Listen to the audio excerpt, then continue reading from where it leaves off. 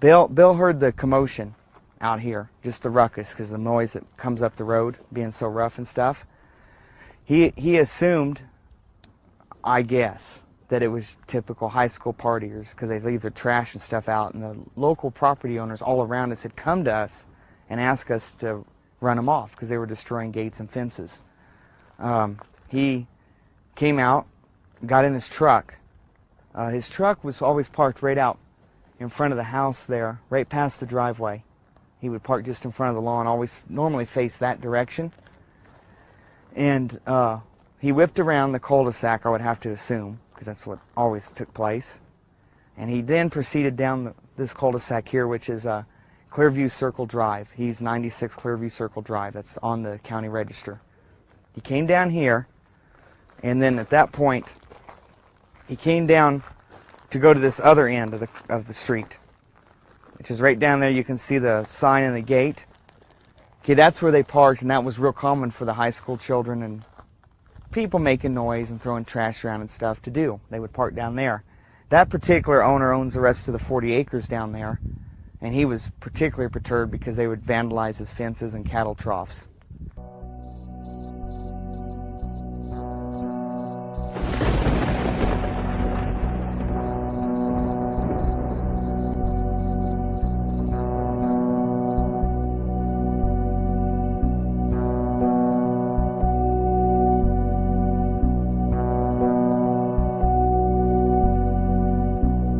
Bill proceeded up this road to this cul-de-sac here where the truck was parked. It was unmarked. No one was in uniforms. They did not identify themselves. That was it. They had said that in their briefings the very next day.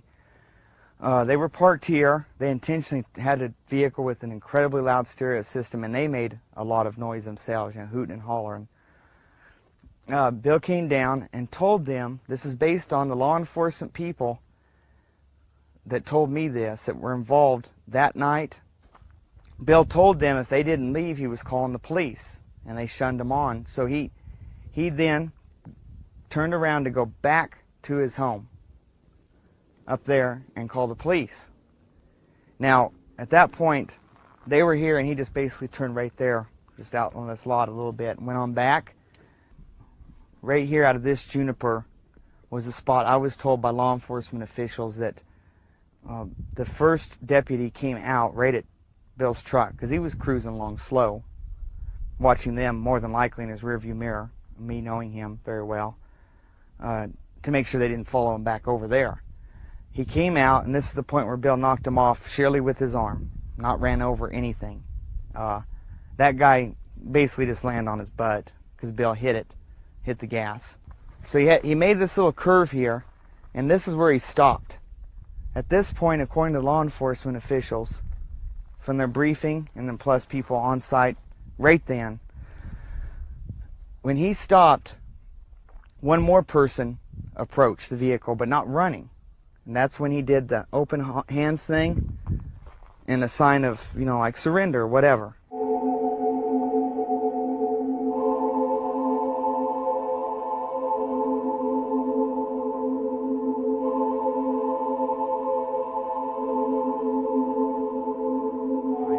Here's where he hit up on the bank, just trying to avoid the vehicle that then came shooting up here, full bore, full speed, came ripping up the hill. So obviously the people at the end had communications with people down there on the road. Must have verified that Bill had turned around coming back to his house. So they came zooming up here in a vehicle. He's avoiding them. He comes up on this bank. It was testified as that by the law enforcement reports, as well as the evidence on his vehicle that is what happened. The exhaust system was tore off the bottom. He then proceeded right there past the small elms and the driveway to the front of his yard.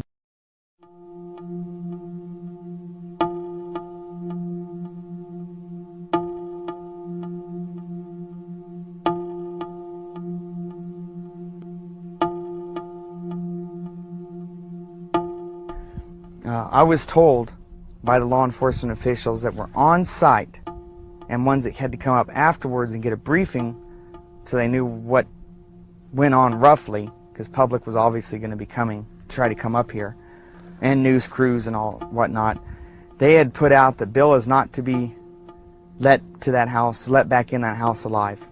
It was premeditated. It was put out, Bill will not be allowed back in alive.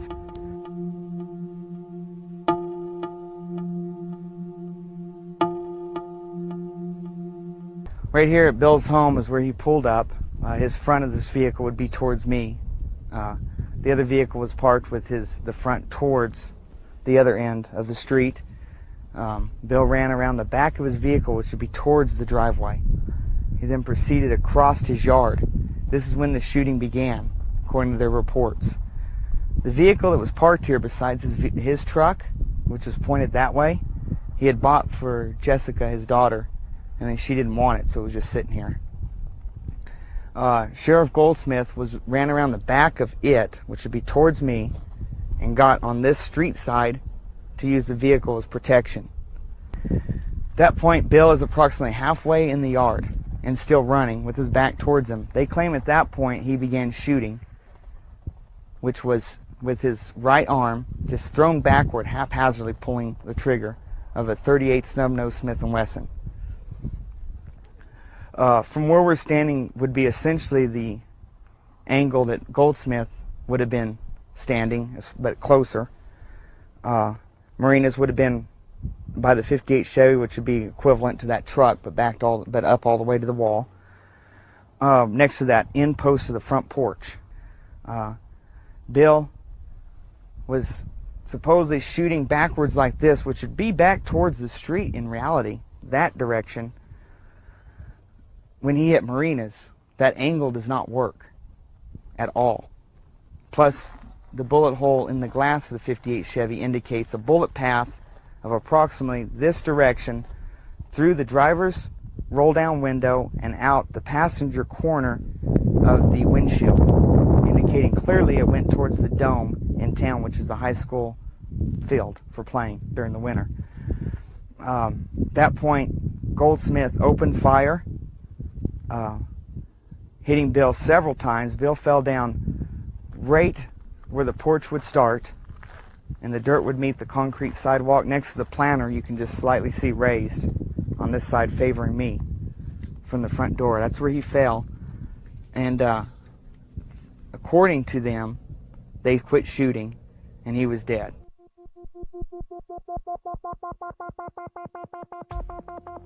An Apache County Sheriff's deputy is in the hospital after being shot in the head by a so-called militia member. Now, what we know is that militia member is dead. Our Gary Harper has the very latest on what's going on with that story. Gary? Marty, Scott, this all happened in a little town called Eager, Arizona, which is just on the eastern side of the state of Arizona. It's almost on the border of New Mexico. This is what we know so far. Sheriff's deputies, we understand, were trying to serve some type of arrest warrant on a man by the name of William Cooper. He's also known as Bill Cooper.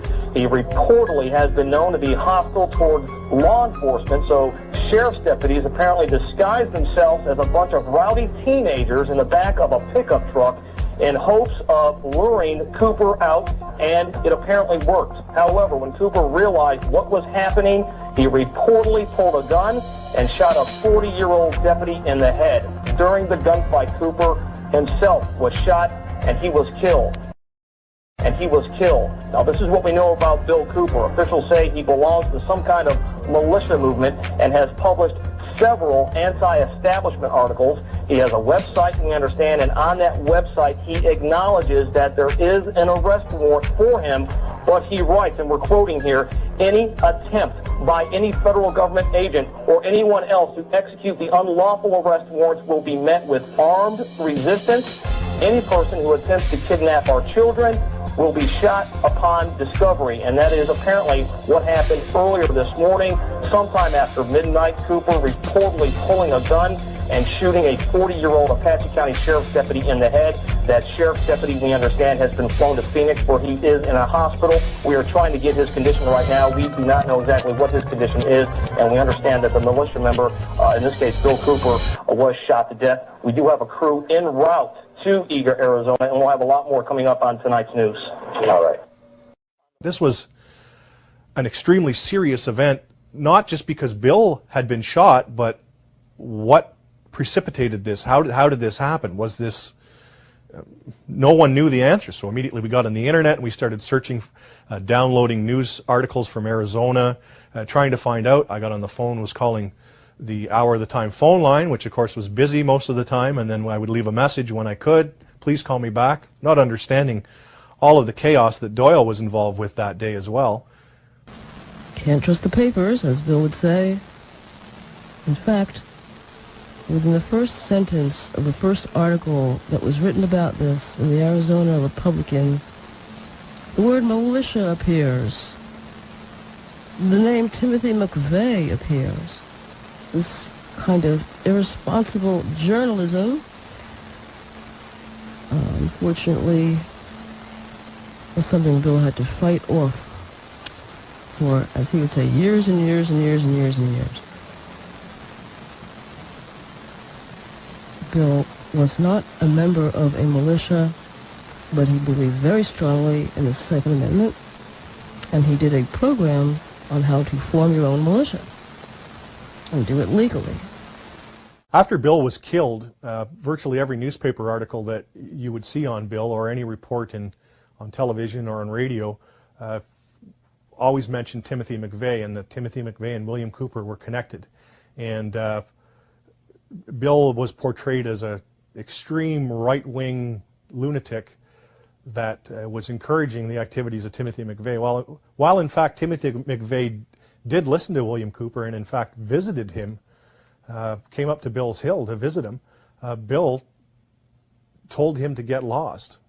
Michael Brescia, who is John Doe number 2, the spitting image of the drawings that they put out, wearing the exact same cap that was worn by the man in the drawings that they put out, with the same tattoo on his left arm, stood in front of me for 10 minutes and talked to me in the company of Timothy McVeigh.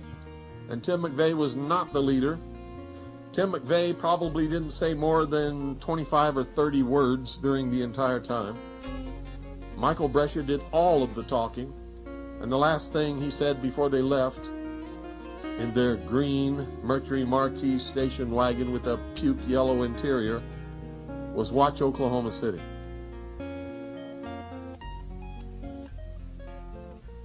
If anyone was in charge, at least on that day, it was Michael Brescia, John Doe number 2, not ever Timothy McVeigh.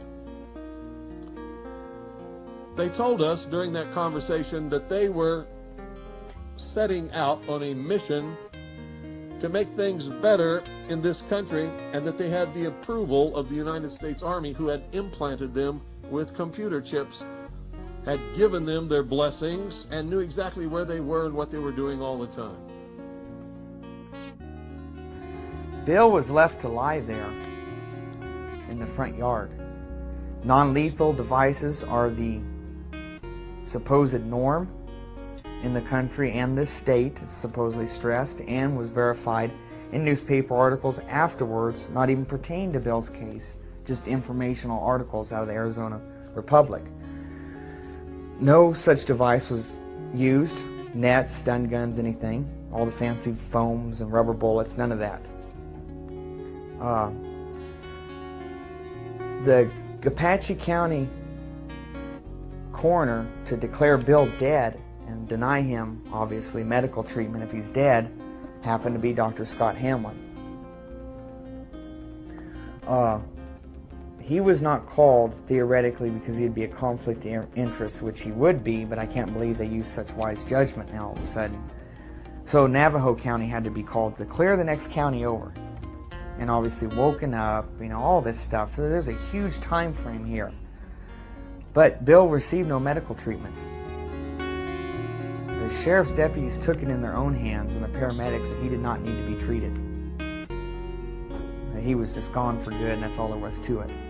DPS is wrapping up their all-day-long site investigation. Bill's body has been out there all day, so who knows how it was tampered with.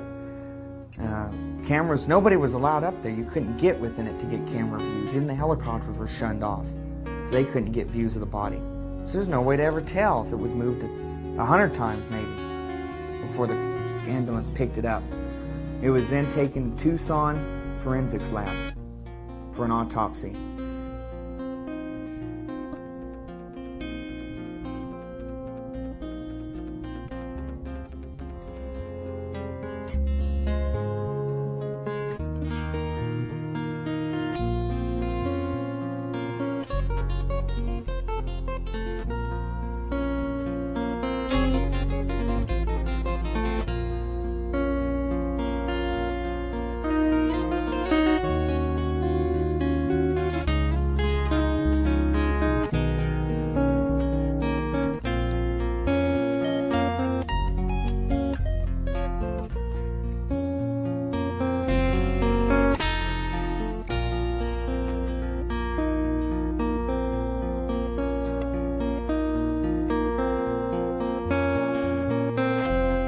Those of you who are smart enough to know what is transpiring here know that these are historic broadcasts, and by making these broadcasts, I have sealed my fate.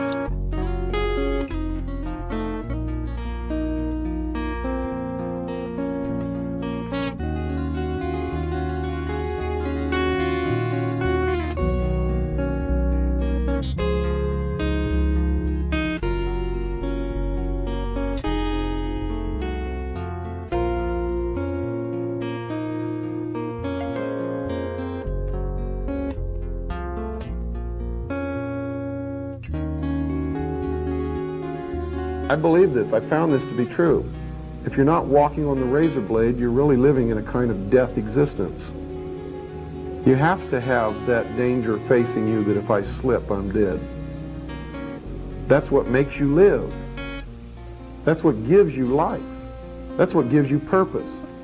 And I sincerely believe that any man or woman who does not have principles for which they're ready and willing to die for at any given moment that they're called upon to do that is already dead and are of no use or consequence to themselves or anyone else, and will be unhappy throughout their life for that very reason and that very reason alone.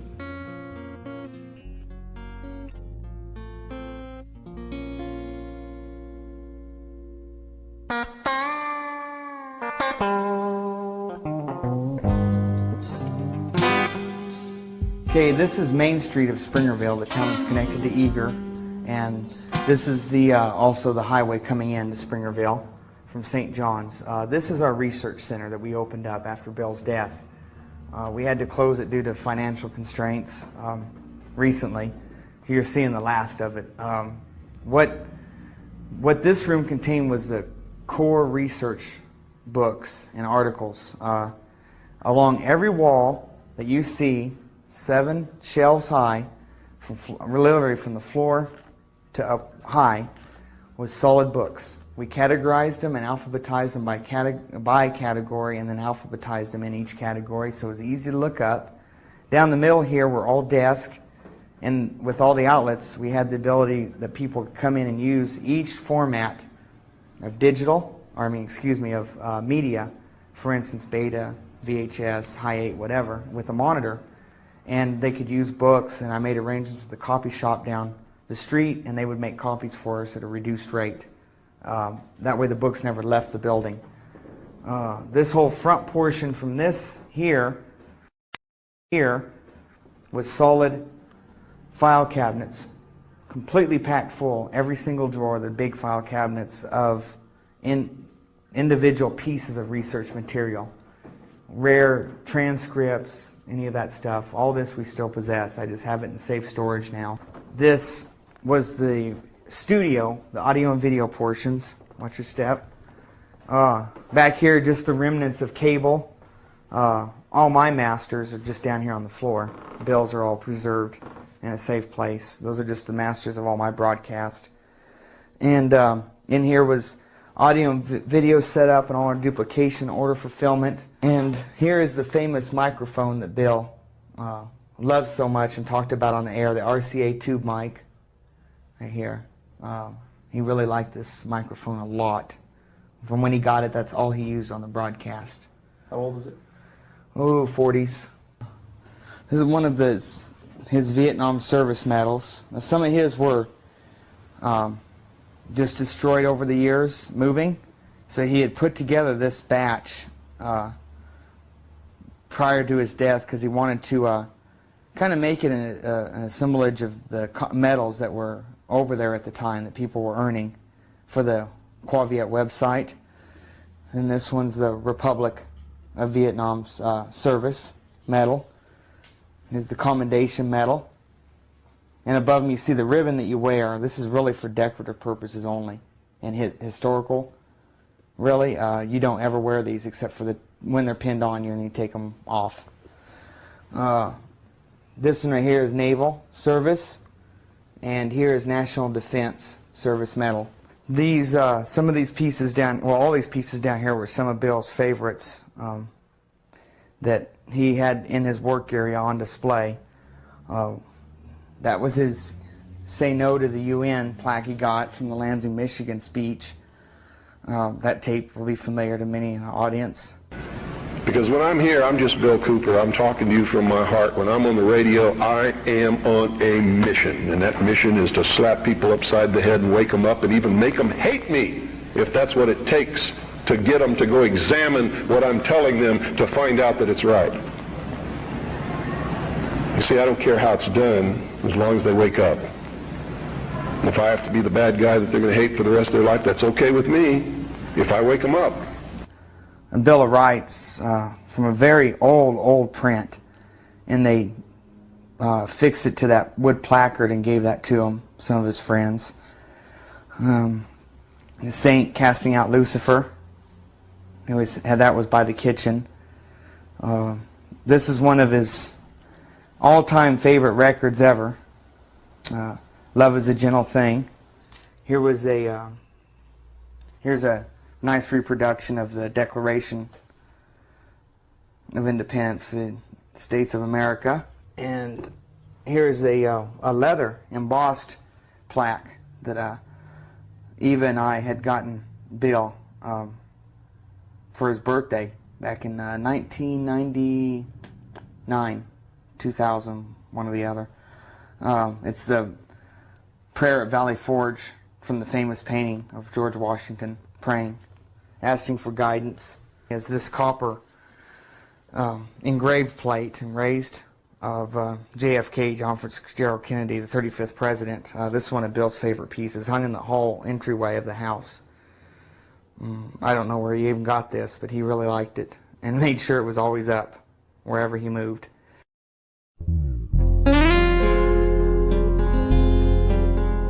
The story of how I came upon this site is a unique one. Tasked with having to find a site and not much time, I went to the city of Springerville, and this was one of the few things that worked out smoothly following his death, and at least with all the arrangements.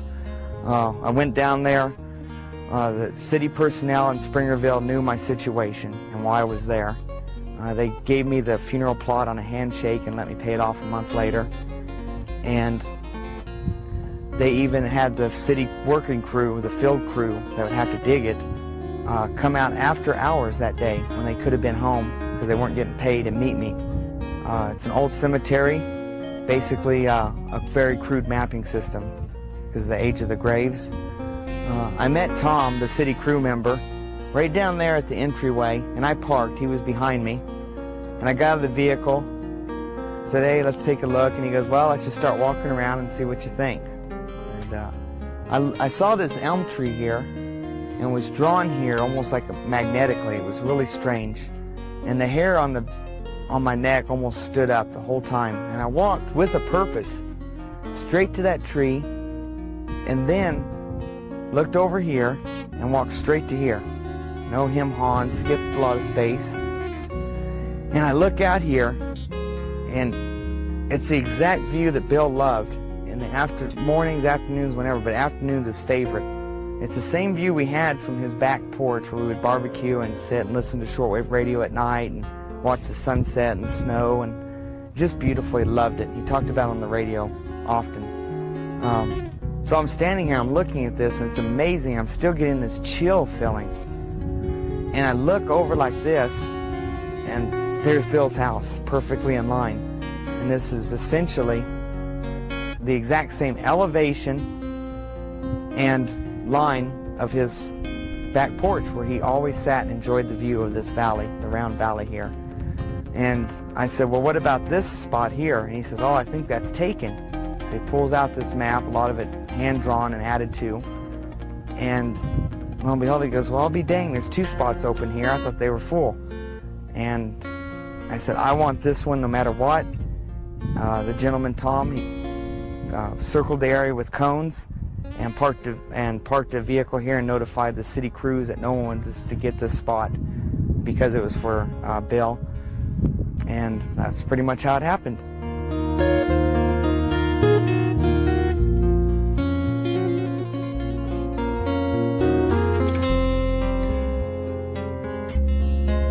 Track of it. Here's North Carolina. Okay, so there's at least Okay, a description North Carolina being put down now. writing down what's These are from Michigan. Okay, now we're getting These ones. are Petoskey stones. Petoskey stones from Michigan. Yeah, they're from I believe this also came from Lisa. It's from a rock from Washington State. Where's that one from? Vermont. Both? Yes. Tumbled flint from Ohio. Flint Ridge, actually, no less. So. This is from Chicago, Illinois. Cracked around already. It is a geo. Oh, Look at that. wow. Probably due to the light and circumstances, the research he was involved in and what he was exposing, I have no doubt he is in a much better place not having to mess with this anymore. And but he left behind a huge hole in society and this whole genre of research that cannot be filled by anyone else, at least that I've ever ran into in this field or expect to run into. He's missed by many. And he made his fair share of enemies. Sometimes that happens if you're going to call their bluff, especially in front of 5,000 or 10,000 guests at a speaking engagement. Ideally, we hope the Hour of the Time will continue forever, or at least as long as Doyle and I are around, which is going to be a good long time. Good long time. We'd like to take the Hour of the Time in the same direction Bill was always pointing it. We don't want to deviate too far from that. Granted, we have to make the Hour of the Time a bit more our own. Bill Cooper's not around anymore, and we are constantly receiving emails, both good and bad, some saying, excellent job guys, really appreciate what you're doing, and some of them saying, you know, Bill wouldn't have done it this way. Well, unfortunately Bill's not around anymore, and he's not here to tell us how he might have done things. I think between Doyle and myself, we have a good understanding of what Bill would have wanted us to do. Some of it's in writing, and those things we are following to the T. And definitely the pursuit of truth is key, and the more knowledge you get, the closer you get to that goal. I've seen too much through my life happenings to verify the problems and this whole one world government scheme. They're definitely not backing off. I've been privy to too much knowledge and research materials to give it up now. The naysayers out there that say it can't be reverted back, or our only choice is to sit here and wait for Christ to come because we're doomed or whatever, I don't agree with, because the same thing was told to the founding fathers and framers.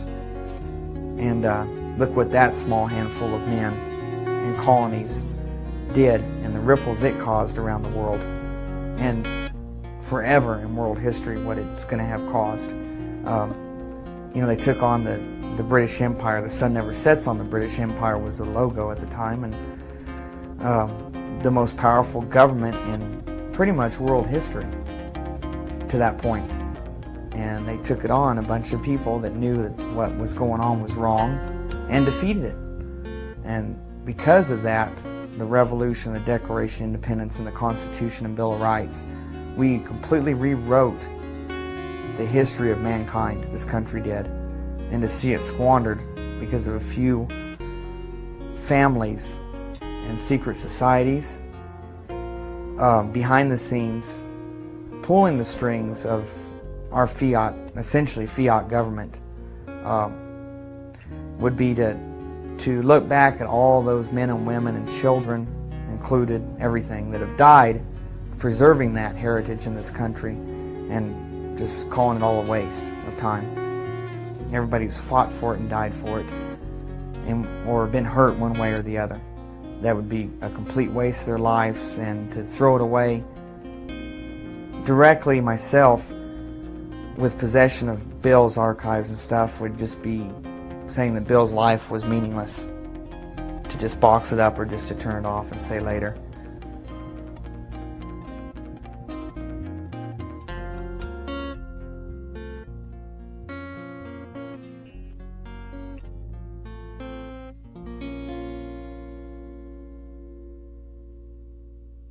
Do you understand what I'm telling you? Nothing on the face of this earth is going to stop me from broadcasting, period. I will begin making tapes, and I will make them in the hundreds and distribute them all over this country. And the people who receive those tapes will make tens and hundreds of copies and distribute them also, and we will have an underground radio. Beyond a doubt, I think the work that introduced Bill Cooper to the world has to be Behold the Pale Horse.